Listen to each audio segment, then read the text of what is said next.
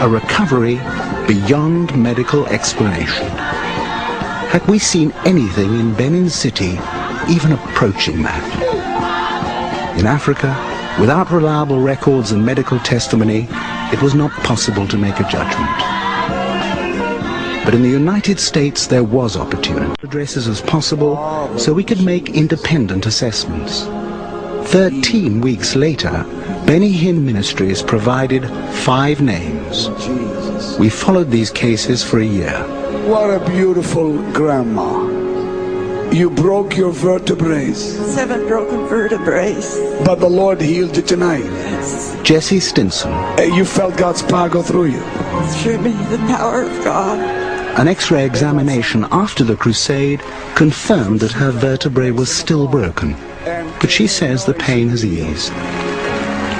What's happened to the man? 10 years ago, Pastor, he had a logging accident. The power of God came upon him tonight. James McCracken. James's condition deteriorated after Portland. Movement became so painful he could no longer dress himself. But James remained so convinced that a miracle had taken place that he refused prescribed medication and the operation his doctors considered imperative. Pastor, this dear lady for 50 years has had 30% of her hearing. She couldn't hear whispers. She couldn't hear low tones. Joy Tanno's doctor gave a different version. He reported that Joy had a very mild hearing loss only 2 years before and has made a normal recovery. I love Jesus. I love Jesus. I love Jesus. Quote, I do not think this was a miracle in any sense. End quote. Sabrina Harvey. I wasn't getting enough oxygen. Her symptoms were still evident on stage. Is that why your lips are purple like that? Since the crusade, Sabrina continued to suffer breathlessness, but her mother remained so convinced of a miracle that she did not think it necessary for Sabrina to continue to see her doctor. She is basically a walking dead woman. She should not be alive because through both of her lungs is cancer. The doctors are overwhelmed the fact that she is still alive and still breathing. Susan Norquay, her oncologist, rejected all these claims. Susan had an unpredictable form of cancer that was stable at the time of the crusade, but deteriorated afterwards, and Susan died 9 months later. Perfectly whole.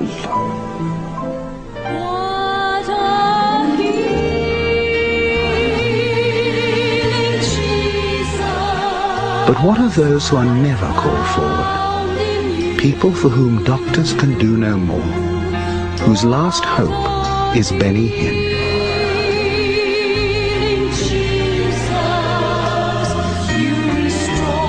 This mother has been taking her son to these crusades ever since the road accident that left him brain damaged 11 years ago.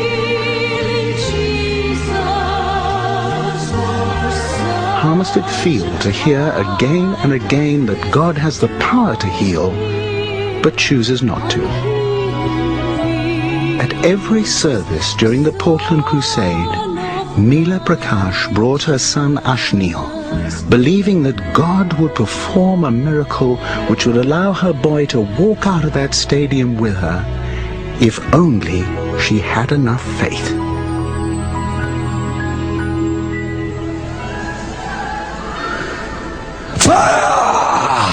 At the final night of the Portland Crusade, there was a sudden and unexpected change to the program. Fire! I'd asked Benny Hinn if he would include Ashneel and the Prakash family in his prayers for the people. He did much more than that. Mommy and Daddy, how long have you been Christians for? November last year. November.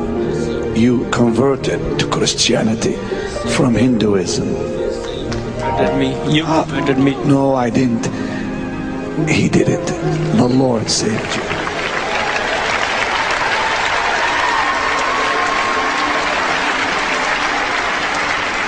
I do not very often lay hands on anyone to be healed. I lay hands after they've been healed. But I'm more than glad to do it right now. Stretch your hands towards this child. What's his name? Ashnil. Can he hear me? That's the only senses he got left. Doctor said he's totally blind. Just let him go, he's nowhere. I told him, no, my son is not going to go for surgery. He told me, yes, I believe I got treated so many patients from Pastor Benny Hinn's ministries. They came, I didn't do the surgery. A doctor told you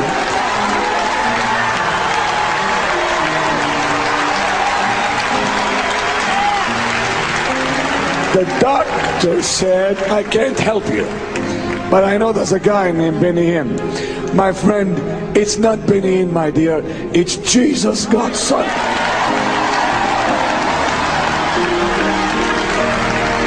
Expect the miracle. Expect the miracle. Dear Jesus, the Lord's gonna touch you, young boy. The Lord's gonna touch you, sweetheart. It didn't happen. I was not even discouraged. I know it's God's plan. We believe the tree growth of tumor has been dissolved completely. And we know that God is working on him. It's either today, tomorrow, or day after tomorrow, but he's gonna do it. He has his plans, he has his dates. We just have to have our faith. This is not a rich family, yet they were persuaded by Benny Hinn's TV appeals to pledge $100 a month. In his presence, the urge to give was overwhelming. You know, I can stake my life on Pastor Benny Hinn's words. And God spoke to me last night at the Colosseum Center where the crusade was going on, and he said, donate him another $2,000, and which I'm going to do it. I'm going to do that. The words they speak out, it really touches us, and it's just like I can do anything for them. You'd give your money to the ministry before you would even buy food for yourself? Well, yes, yeah. As soon as we get our earnings, the first thing we do, we take out God's portion of it. God first, the church God second. is first, the church is second, and third, the family. You know that a lot of people who give come from very poor parts of America. Are you completely comfortable in your own mind that the money that these people give you is being used for the very best purposes? Absolutely. The money that people give to our ministry is handled extremely carefully and wisely. Even though I'm paid a handsome salary, even though I live comfortably, as you say, even though I fly on a private plane, and in fact, I want to tell you why I fly on a private plane. If I did not fly privately, I would wear out very quickly. And so I see that as a benefit, as a plus, that I would last longer that way. I would be more productive for God's kingdom. I have a piece of paper here inviting me to make a pledge with a little row of squares suggesting the amount of money that I should pay. And usually they start at about $100, $150 and go down to $5. Yours starts at $10,000. Now imagine the scene. I'm a recent immigrant. I have no job security. By my side is my adored son, and he's dying of brain tumors. The medical profession can't do anything for me. I'm at the end of the road. I can't put a cross at the low end of this scale, because that makes me feel I'm not doing the best for my son. So I put it in the middle at $2,000. I don't have the money to pay for it, but I'm in a credit card culture where I can go into debt. I don't think that's fair.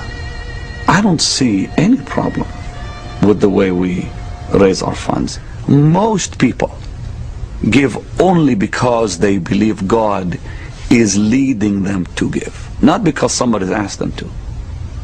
These are people who've come there just hoping that what they're going to hear is true. They know before they come what they're going to hear. They've watched this man on television. They've heard about him. And you look at their faces and you see their hands lifted up, looking up toward the sky. praying, mumbling prayers, and you just hurt for them. It breaks your heart to know that they're being deceived, because they genuinely are hoping and believing. And enrich themselves on the suffering of others, to tantalize the blind, the lame, the dying, the afflicted, the terminally ill, to dangle hope before parents of a severely afflicted child is an indescribably cruel thing to do. And to do it in the name of God, to do it in the name of religion, I think is unforgivable. 7 weeks after the crusade, Ashnil Prakash was dead. The family scattered his ashes on the waters of the Columbia River, near the place where Ashnil had first learned to swim.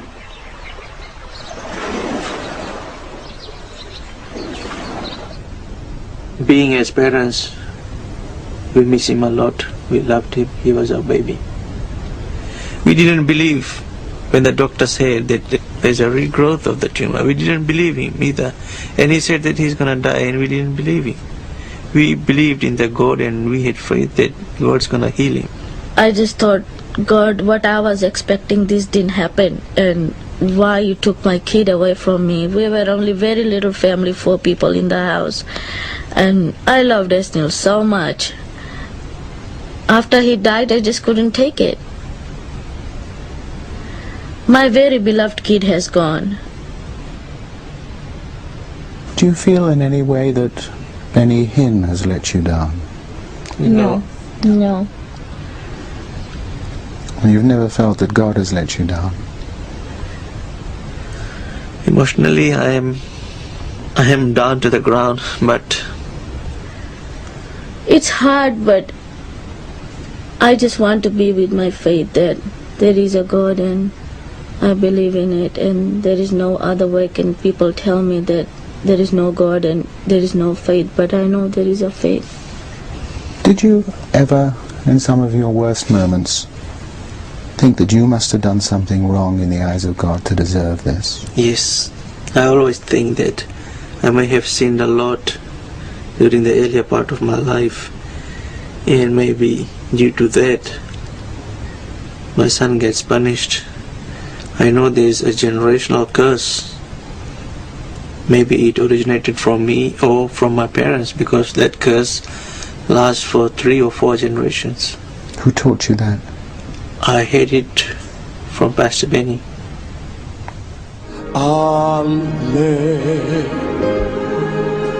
But if this is nothing more than exploitation and showmanship, major questions still remain unanswered.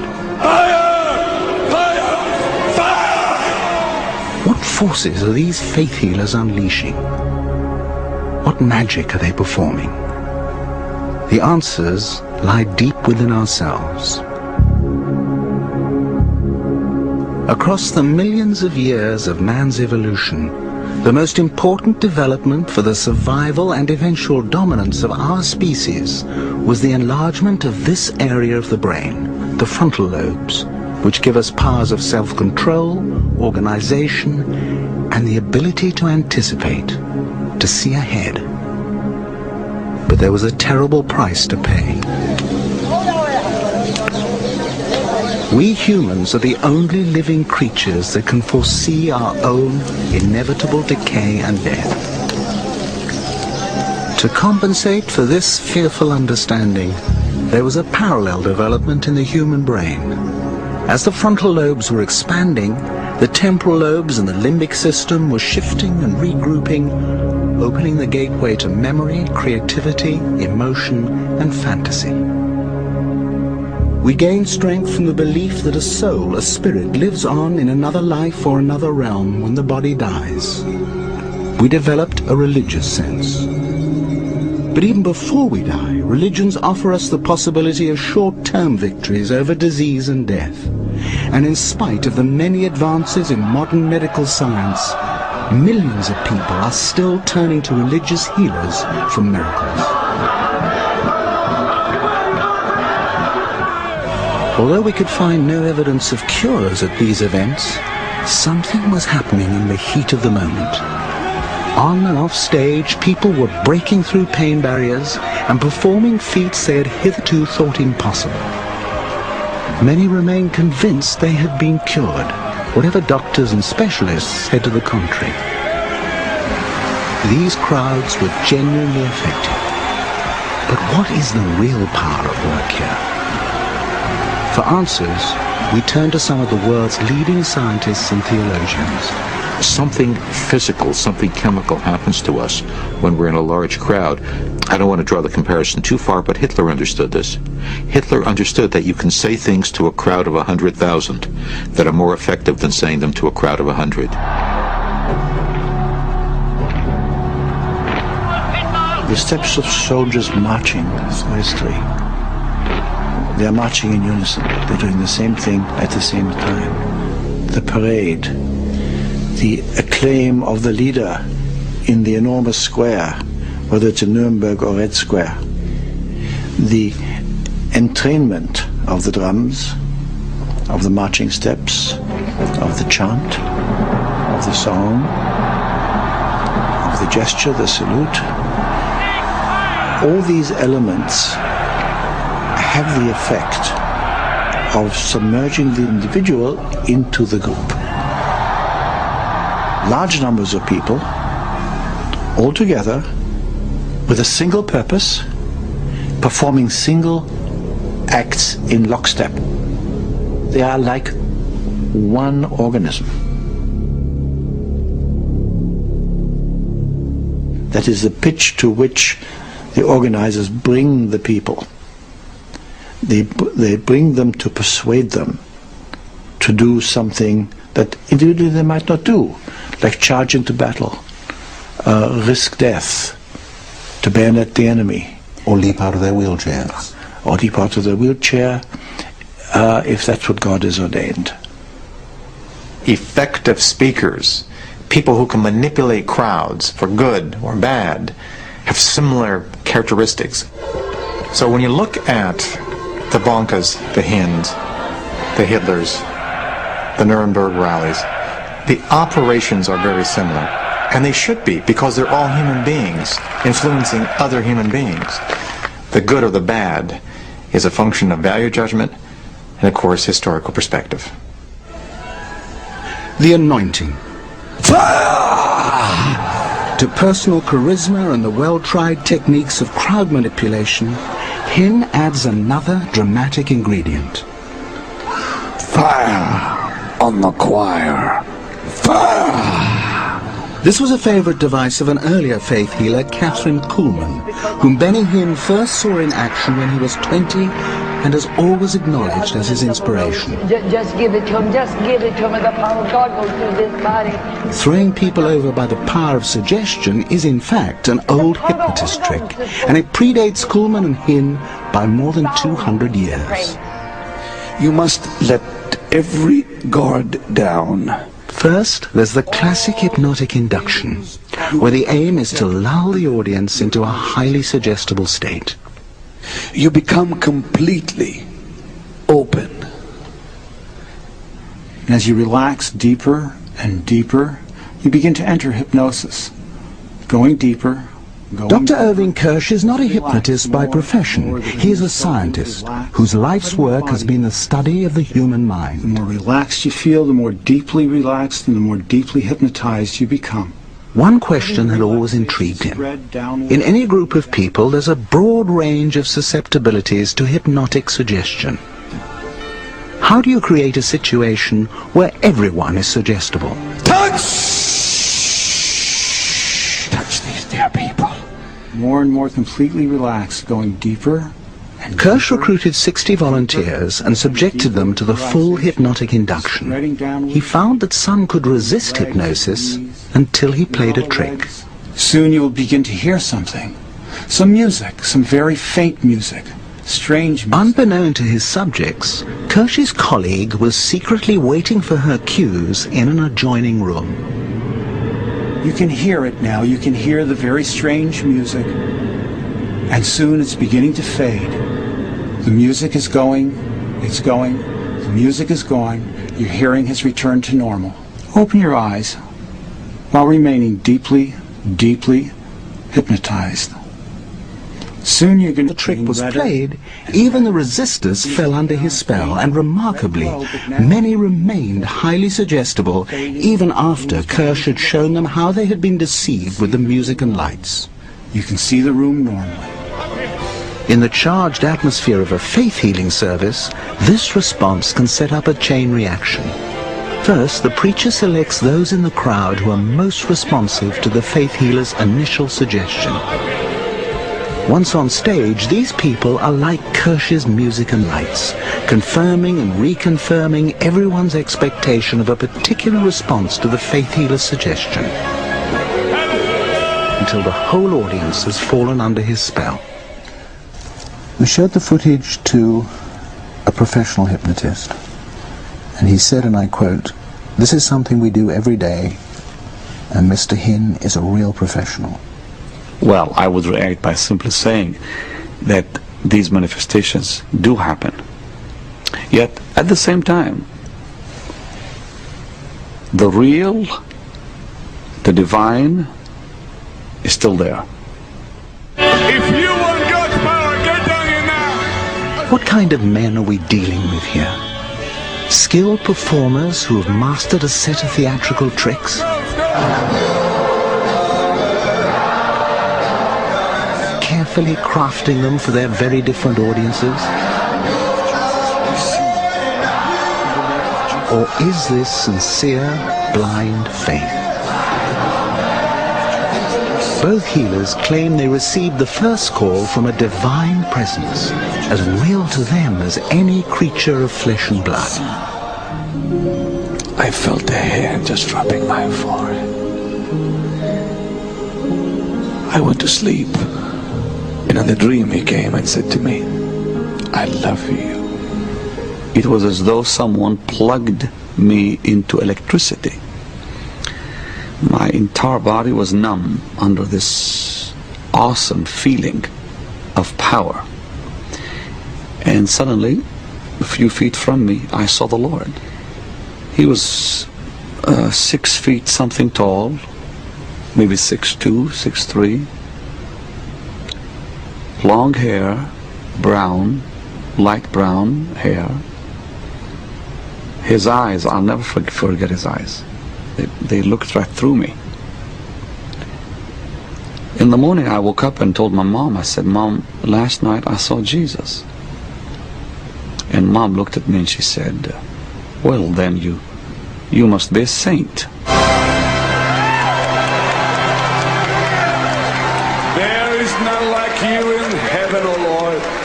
Ironically, the strongest evidence in support of Benny Hinn's claim to a life-changing vision has come from scientists who are now able to induce similar experiences in almost any human brain at the flick of a switch.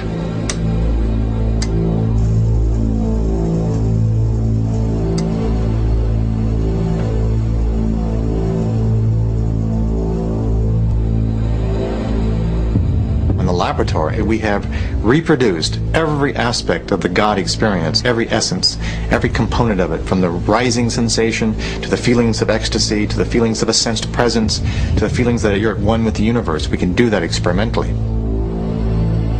Professor Persinger has gone straight to the source of creativity, emotion and fantasy by stimulating this area, the temporal lobes and the limbic system, with complex magnetic fields that set up electrical charges in the brain.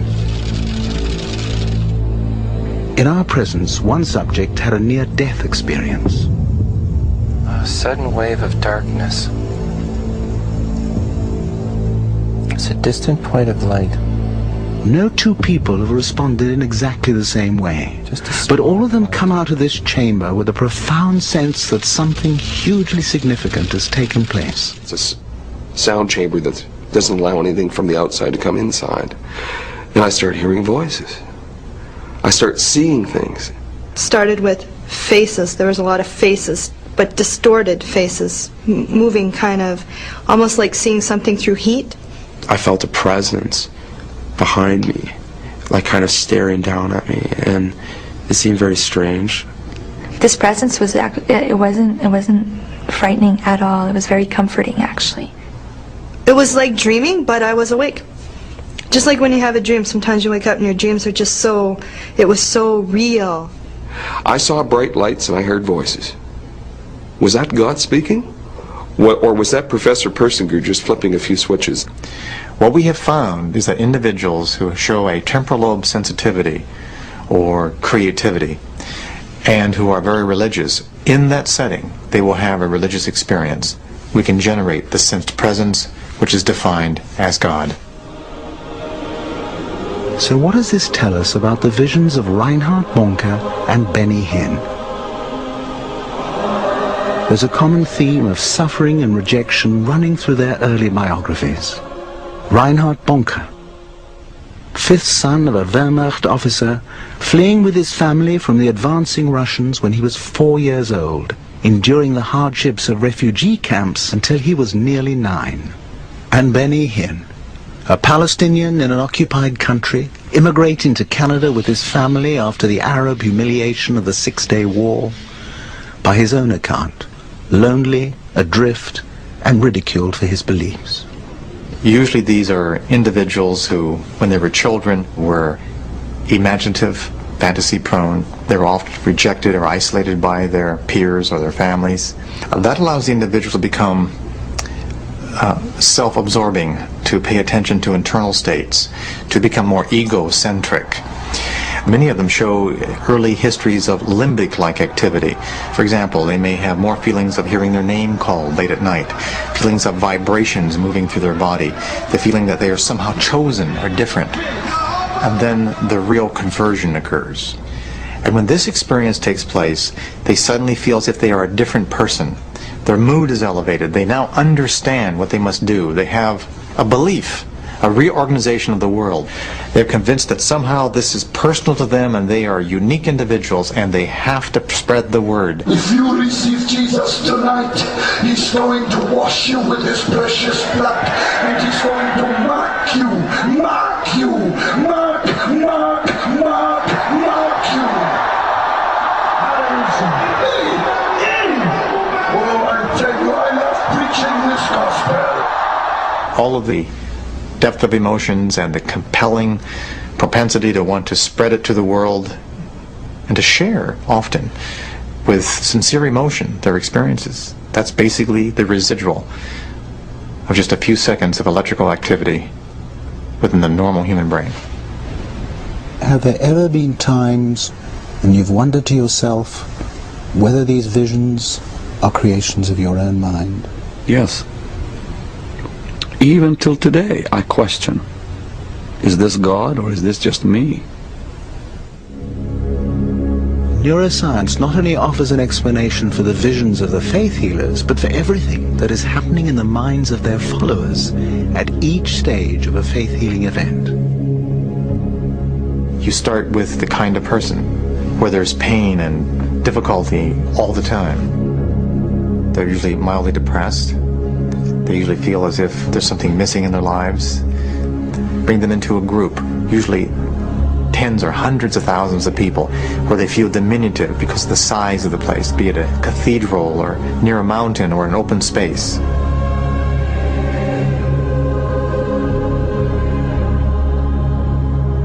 Proximity of thousands of others that are like us produce a special kind of physiological arousal, a sense of wholeness, a sense of humanity.